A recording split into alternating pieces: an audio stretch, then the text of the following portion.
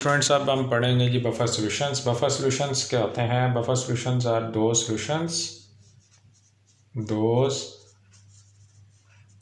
solutions which resist the change in their pH when a small amount of acid or base is added to them are called buffer solutions. Buffer solutions basically जो लिखे हुए हैं इसकी examples हैं। Examples ये हैं कि ऐसे बफर सॉल्यूशन जिनकी पीएच जो होती है वो 7 से कम होती है, ये बनते हैं for example mixture of acetic acid and sodium acetate. अब जो एसिटिक एसिड है ये वीक एसिड है और जो सोडियम एसीटेट है ये सॉल्ट ऑफ, आपने इससे ऑपोजिट लिखना होता है। वीक की जगह पे आपने लिख देना है स्ट्रॉन्ग, एसिड की जगह पे आपने लिख देना है बेस। ठीक है जी। नंबर 2, और कई होते हैं जिनकी पीएच 7 से ज़्यादा होती है बफर सॉल्यूशंस, और इनकी एग्जांपल कौन सी हैं जी? Ammonium hydroxide plus ammonium chloride, इनका मिक्सचर, प्लस मीन्स मिक्सचर है दोनों का। अब अमोनियम हाइड्रोक्साइड क्या होता है? ये वीक बेस है, ये क्या है जी? वीक बेस, और ये सॉल्ट ऑफ, वीक की जगह पे आप लिख देना स्ट्रॉन्ग एसिड। अच्छा जी, फिर नेक्स्ट एक शॉर्ट क्वेश्चन अक्सर पूछा जाता है, why do we need buffer solution? ठीक है, तो इसमें आपने ये बताना है, सबसे पहले तो एग्जांपल आप लिख दें जी कि जो ह्यूमन ब्लड है उसकी जो पीएच होती है वो, ह्यूमन ब्लड की जो पीएच है वो 7.35 होती है। अगर ये पीएच जो है, फॉर एग्जांपल अगर आपको खट्टी चीज़ खा लें या कड़वी चीज़ खा लें, ठीक है, तो पीएच अगर खुदा न खासा चेंज हो जाए, if pH changes from 7 to 8, तो फिर क्या होगा? अ पर्सन में डाई। ठीक है जी, अ पर्सन में डाई। एक तो बात आपने ये लिखनी है। दूसरी बात आपने ये लिखनी है कि बफर सॉल्यूशंस ना सिर्फ केमिस्ट्री में रिक्वायर होते हैं, ठीक है, यानी कि बफर सॉल्यूशंस जो होते हैं, buffer solutions not only applied in, buffer solutions are not only applied या यूज्ड इन केमिस्ट्री, ठीक है जी, but also used in other allied sciences। ठीक है जी, लाइक आप लिख दें फिर for example molecular biology, microbiology, cell biology, soil sciences, nutrition and clinical analysis etcetera. ठीक है जी, यहाँ पे ये यूज़ होते हैं जी। स्टूडेंट्स, नेक्स्ट है जी बफर एक्शन, के बफर अपना काम कैसे करते हैं। तो इसमें आपने एग्जांपल के साथ एक्सप्लेनेशन देनी है। आपने कहना है फॉर एग्जांपल एसिटिक एसिड, क्योंकि ये कॉमन आयन इफेक्ट के ऊपर बेस कर रहे हैं, तो एसिटिक एसिड जो कि वीक इलेक्ट्रोलाइट है और ये आयनाइज होता है एसीटेट आयन में और प्लस हाइड्रोजन आयन। यहाँ पे आप मेंशन कर दें कि ये जो है ये वीक इलेक्ट्रोलाइट है। ठीक है जी। उसके बाद फिर आप नेक्स्ट बता दें कि जी सोडियम एसीटेट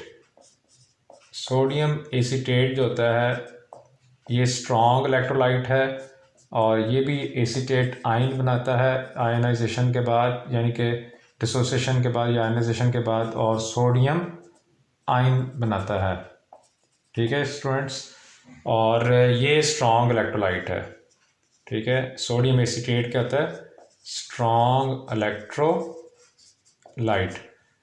एक तो आपने ये बताना है। तो कॉमन आयन इफेक्ट की वजह से अगर आप सोडियम एसीटेट ऐड करते जाते हैं तो ये वाला रिएक्शन जो होता है वो रिवर्स होता है, क्योंकि एसीटेट आयन की, कॉमन आयन की कंसनट्रेशन बढ़ने की वजह से हमेशा वीक इलेक्ट्रोलाइट का रिएक्शन रिवर्स होता है, और रिएक्शन रिवर्स होने के लिए acetate ion combines with hydrogen आइन, ठीक है, इससे रिएक्शन रिवर्स हो जाता है। और अगर कोई जो है वो सोडियम एसीटेट की कंसंट्रेशन फॉर एग्जांपल बढ़ाता जाए या ऐड करता जाए, ठीक है, तो फिर क्या होगा कि रिएक्शन जो होगा वो रिवर्स रिएक्शन में मूव करेगा। कौन से वाला? एसिटिक एसिड वाला, ठीक है। तो फिर क्या होगा कि पीएच को क्या होगा, पीएच इंक्रीजेस। उसकी वजह क्या है? उसकी वजह ये है, जाहिर है ये रिएक्शन रिवर्स होगा, तो ये रिएक्ट करेंगे तो रिएक्शन रिवर्स होगा। तो इसका मतलब कि पीएच जो होती है वो हाइड्रोजन आयन की कंसंट्रेशन के इन्वर्स है। हाइड्रोजन आयन की कंसंट्रेशन कम होती जाती है तो पीएच जो होती है वो बढ़ती जाती है। जी स्टूडेंट्स, अगर आप ये लिखेंगे कि जी अगर हाइड्रोजन आयन कंसंट्रेशन हम ऐड करते हैं तो एसीटेट आयन जो है वो हाइड्रोजन आयन के साथ कंबाइन करके तो ये रिएक्शन रिवर्स हो जाता है और एसिटिक एसिड दोबारा बन जाएगा, ठीक है, acetic acid. And hence the pH of solution remains almost unchanged, क्योंकि जब आप सोडियम एसीटेट ऐड कर रहे थे तो पीएच जो थी बढ़ रही थी, ठीक है, लेकिन अगर आप उसमें एसिड ऐड करते जाते हैं तो रिएक्शन रिवर्स होने की वजह से एसिटिक एसिड बढ़ता है। जब एसिटिक एसिड बढ़ेगा, ठीक है, तो क्या होगा कि पीएच जो होगी वो कम हो जाएगी फिर। जी स्टूडेंट्स, नेक्स्ट टॉपिक है जी calculating the pH of buffer solution, और इसमें आपने आंसर लिखना है the pH of buffer solution can be calculated using Henderson's equation. तो हेंडरसन इक्वेशन को डिराइव करने के लिए एक एग्जांपल फर्स्ट कर लेते हैं जी। Mixture of sodium acetate and acetic acid. Sodium acetate को आयनस करें तो ये बनेगा सोडियम आइन और एसीटेट आइन, और एसिटिक एसिड को अगर हम आयनस करें तो ये बन जाएगा H पॉजिटिव आइन और plus A negative ion. PH का आपको डेफिनेशन आती है negative logarithm of concentration of hydrogen आइन। तो हमें हाइड्रोजन आइन की कंसंट्रेशन चाहिए, तो हम एक इस इक्वेशन की Ka ionization constant of acid वो एक्सप्रेशन लिखते हैं, concentration of hydrogen ion, concentration of acetate ion and concentration of acetic acid. तो इसको मल्टीप्लाई करते हैं Ka multiplied by concentration of HA। तो कंसंट्रेशन ऑफ A नेगेटिव जो है वो यहाँ पर आके डिवाइड हो जाएगा और कंसंट्रेशन ऑफ हाइड्रोजन आइन यहीं पर रहेगा, ठीक है जी। अब इसमें जो कंसंट्रेशन ऑफ हाइड्रोजन आइन है तो आपने लिखना है take log of equation one on both sides. अब इसका लॉगरिथम ले लेंगे जी इक्वेशन नंबर 1 का बोथ साइड से, तो ये बन जाएगा जी log concentration of hydrogen ion is equal to log Ka multiplied by concentration of HA divide by concentration of A negative. तो ये बनेगा जी log concentration of hydrogen ion is equal to log Ka plus log concentration of HA concentration of A negative. तो pH लाने के लिए minus से multiply करना पड़ेगा, तो आप यहाँ पे लिखेंगे multiply above equation by -1 on both sides. Both sides हम -1 से मल्टीप्लाई करते हैं तो ये बन जाएगी minus log concentration of hydrogen आइन minus log Ka minus log concentration of HA divide by concentration of A negative. हम जानते हैं कि माइनस लॉग जो कंसंट्रेशन ऑफ हाइड्रोजन आइन जो होती है ये वाली जो है, ठीक है, ये बराबर होती है जी पीएच के। तो हम यहाँ पे लिख सकते हैं pH is equal to minus log Ka equal होती है minus log means Pka minus log concentration of HA concentration of A negative. जी स्टूडेंट्स, हम ये जो माइनस लॉग है इसको प्लस में कन्वर्ट कर सकते हैं अगर हम इनकी पोजीशन चेंज करते हैं, तो ये बन जाएगा pH is equal to Pka plus log concentration of A negative की पोजीशन मैंने डिनोमिनेटर से उठाकर न्यूमरेटर कर दी है और न्यूमरेटर वाले को डिनोमिनेटर में कन्वर्ट कर दिया है। This equation is called Henderson's equation to calculate the pH of a buffer solution. इसको सिंप्लीफाई फॉर्म में, ये जनरल फॉर्म में, मोर जनरल फॉर्म में हम इसको लिख सकते हैं pH is equal to pKa plus log concentration of salt divided by concentration of acid. Students, next topic calculating the pOH of buffer solution. Buffer solution जो होते हैं जिनकी pH 7 से ज़्यादा हो, ठीक है, ग्रेटर देन 7 हो, तो उनके pOH जो है वो हम कैलकुलेट कर सकते हैं हेंडरसन्स इक्वेशन से। तो इस इक्वेशन को भी डराइव किया जा सकता है। अगर हम एक एग्जांपल पढ़ते हैं जी बेसिक बफर सोल्यूशन की, अमोनियम क्लोराइड को अगर हम आयनाइज करें तो ये आयनाइज होता है अमोनियम आयन और क्लोराइड आयन, और अमोनियम हाइड्रोक्साइड को अगर आयनाइज करें तो ये बनेगा ammonium ion plus hydroxide ion. ये बफर सोल्यूशन का मिक्सचर है, ठीक है जी। और ये इसकी जो pH होती है वो बेसिक है। तो इसमें भी आप ऐसे ही करेंगे कि जो इसकी Ka लिख सकते, इसके हम Kb लिखेंगे। Kb जो है वो बेस है, तो इसलिए इसमें लिखेंगे हम concentration of ammonium ion, concentration of hydroxide ion divide by concentration of ammonium hydro oxide. तो हमने इसमें pOH निकालने, तो OH नेगेटिव आयन की कंसनट्रेशन को हम एक तरफ कर देते हैं, तो ये बनेगा Kb multiplied by concentration of ammonium hydroxide divide by concentration of ammonium ion is equal to concentration of hydroxide ion. अब हमने क्योंकि वो pOH लेकर आना है तो लॉग लेंगे, तो हम यहाँ पे लिखेंगे टेक लॉग, इसको भी इक्वेशन नंबर 1 का नाम लिखें, take log of equation 1 on both sides. तो लॉग लिया तो ये बन जाएगा जी log concentration of hydroxide ion, log ये बनेगा log Kb and concentration of ammonium hydroxide divide by concentration of ammonium ion, and then concentration of hydroxide ion logarithm concentration of hydroxide ion log Kb plus log concentration of ammonium hydroxide divided by concentration of ammonium ion। तो minus logs लाने के लिए हमने लिखना है कि multiply above equation by -1 on both sides. ठीक है जी, -1 से ऊपर वाली इक्वेशन को मल्टीप्लाई कर दें तो ये बनेगा minus log concentration of hydroxide ion minus log Kb minus log concentration of ammonium hydroxide divide by concentration of ammonium ion. तो जो माइनस लॉग होता है वो आपको पता है कि वो बराबर होता है जी, minus log means POH, minus log concentration of hydroxide ion जो होता है ये इक्वल होता है जी POH, और माइनस लॉग Kb मीन्स ये इक्वल होता है minus log means PKb, minus log concentration of ammonium hydroxide divide by concentration of ammonium ion.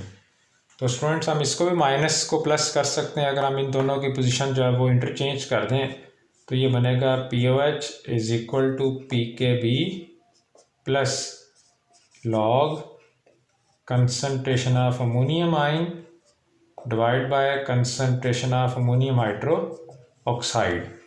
ये है जी Henderson's equation to calculate the POH of basic buffer solutions. ठीक है जी, ये वाली जो इक्वेशन हमने ड्राइव की है, इसको मोर जनरल फॉर्म में हम लिख सकते हैं, वो ये होती है POH is equal to PKb plus log concentration of ammonium ion divide by concentration of ammonium hydroxide. जी students, our next topic is buffer capacity. ठीक है, let us define this topic और this term. The buffer capacity of a solution is the capability or the ability of a buffer solution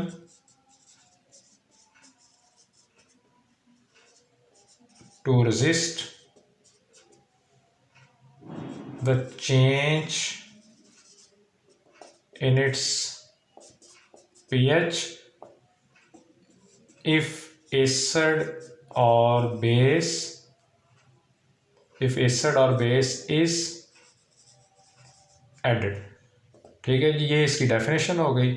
उसके बाद फिर आपने एक example लिखनी है। आपने कहना जी फॉर एग्जांपल अगर हमारे पास एक एसिटिक एसिड और सोडियम एसीटेट का जो है वो बफर सॉल्यूशन है, ठीक है जी, उसमें हमारे पास फ़र्ज़ किया सोडियम एसीटेट जो है उसकी जो कंसंट्रेशन है 0.11 मोलर है और कंसंट्रेशन ऑफ जो एसिटिक एसिड है वो है जी 0.09 मोलर।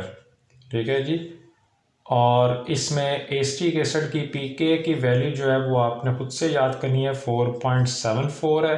तो इस सॉल्यूशन की पीएच कैलकुलेट कर लेते हैं। हेंडरसन इक्वेशन हमारे पास होती है जी pH is equal to P K A plus log concentration of salt divide by concentration of acid. तो इसमें वैल्यू पुट कीजिए, pH P K 4.74 plus log concentration of salt 0.11 और कंसंट्रेशन ऑफ एसिटिक एसिड 0.09। तो pH का जो answer आएगा जी 4.83। If 0.01 molar NaOH is added to this solution। ठीक है जी, अगर हम इस बफर सॉल्यूशन में 0.01 मोलर NaOH ऐड कर देते हैं तो फिर क्या होता है? उसमें होता ये है कि फिर आपने एक काम करना है, ठीक है, क्योंकि NaOH जो होता है वो बेस है, तो इसकी न्यू कंसंट्रेशन आपने ऐसे लिखनी है, सोडियम एसीटेट 0.11 मोलर, ये तो इनिशियल कंसंट्रेशन अभी मैं लिख रहा हूँ, ठीक है। एसिटिक एसिड जो है वो 0.09 मोलर है, क्योंकि आपने बेस ऐड किया है, क्योंकि इसमें sodium ion common ion effect में आता है, तो 0.01 आपने लिख देना, यहाँ पर 0.12 मोलर, और इसमें आपने 0.01 ऊपर प्लस किया है, तो बेस जो है वो क्योंकि इसमें हाइड्रोक्साइड आयन है वो इसके हाइड्रोजन आयन से रिएक्शन करके वाटर बना लेगा। इसका मतलब है कि हाइड्रोजन आयन की कंसंट्रेशन कम कर दी है, तो यहाँ पे आपने माइनस लिखना है, तो यह आएगा 0.08 मोलर। ठीक है जी, अब आप इसकी दोबारा से पीएच कैलकुलेट करें, ठीक है, हेंडरसन इक्वेशन लगाकर, तो आपने दोबारा से लिखना है pH is equal to P K A plus log concentration of salt concentration of acid.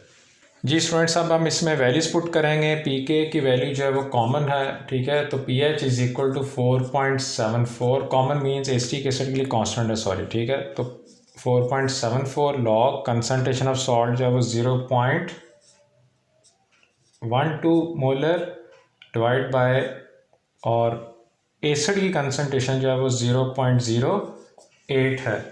तो इसकी जो पीएच का जो आंसर आएगा जी वो पीएच इज इक्वल टू 4.92।